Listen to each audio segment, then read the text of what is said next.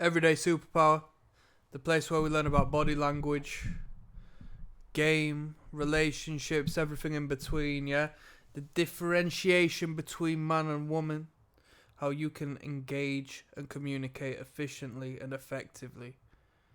I got a question for you people. Have you ever seen a man do this? Have you ever seen a woman with a necklace fiddle with it right here, yeah?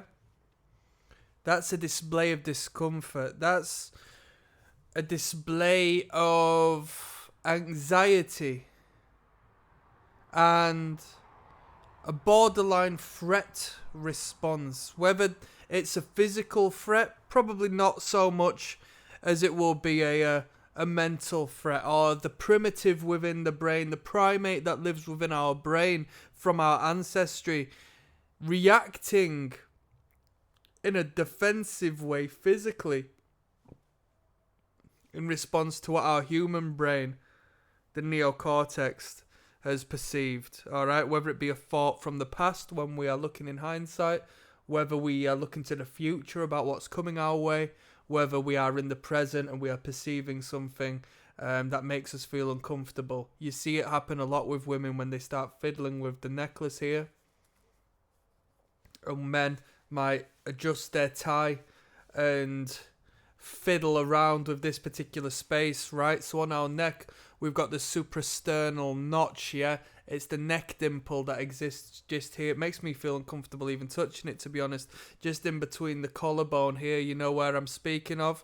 When we are in the face of a threat, right, it has to be quite a bold threat, and like I said, it doesn't necessarily have to be physical. In the world we live in, generally speaking, it isn't physical, and we're probably going to react in other ways to the face of a physical threat other than like anxiously rubbing on this and that.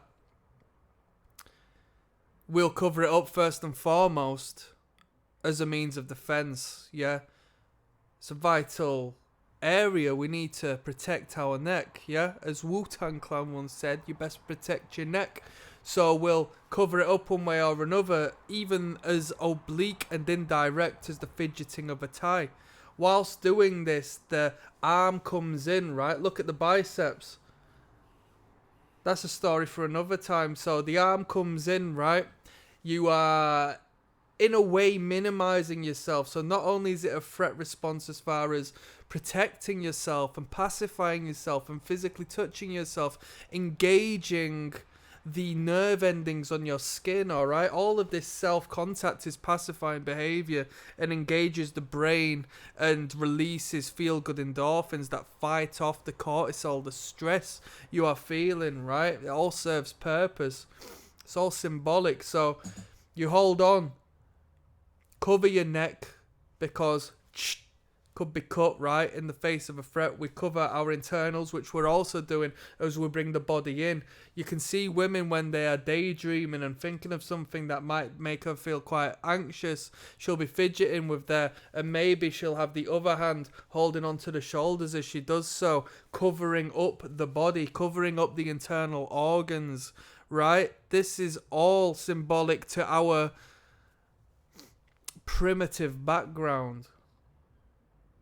In a way, things haven't changed, because we still have to protect ourselves. We're not in the tech age where we're knocking around. I wonder if this stuff is going to continue happening as we enter the Matrix, as we enter the metaverse, as we enter this AI haven where we might not necessarily need to protect ourselves in this particular manner. Maybe we don't have internal organs and function as a human within this realm, so that's some food for thought. But whilst we are here in the human, as the animal, as the living organism we are, biologically we have to look after ourselves as a means of survival. So the non-verbal in reaction to what we perceive as a threat, even if it's an idea that offends us, an idea we disagree with, the fact that we have to go against what we seem inappropriate, and there's no, physical response. Our body and our mind will still perceive it as what once was, before we were even verbal. And that's a physical retaliation. So we'll cover ourselves up, including that neck. Yeah? So when the man fidgets with his tie here, and you think you're not even getting anything done, you're adjusting it just for the sake of it. Or you maybe do it feeling like you need to adjust it at that particular moment in time. But the reality is you never needed to in the first place.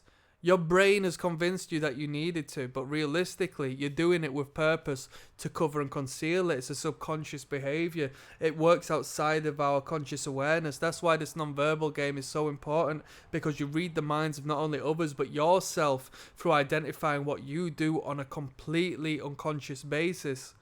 Yeah? In real time, other people will look at you and perceive what you're doing and the reality of how you feel, and you might not even clock onto it yourself, but you're giving these cues out to the world. That's some game right there. What more do I need to say?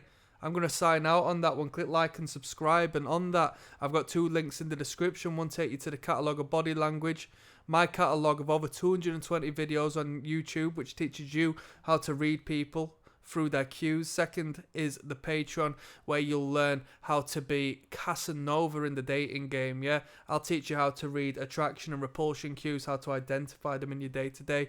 That's the real game. On that note, I'm signing out. Peace.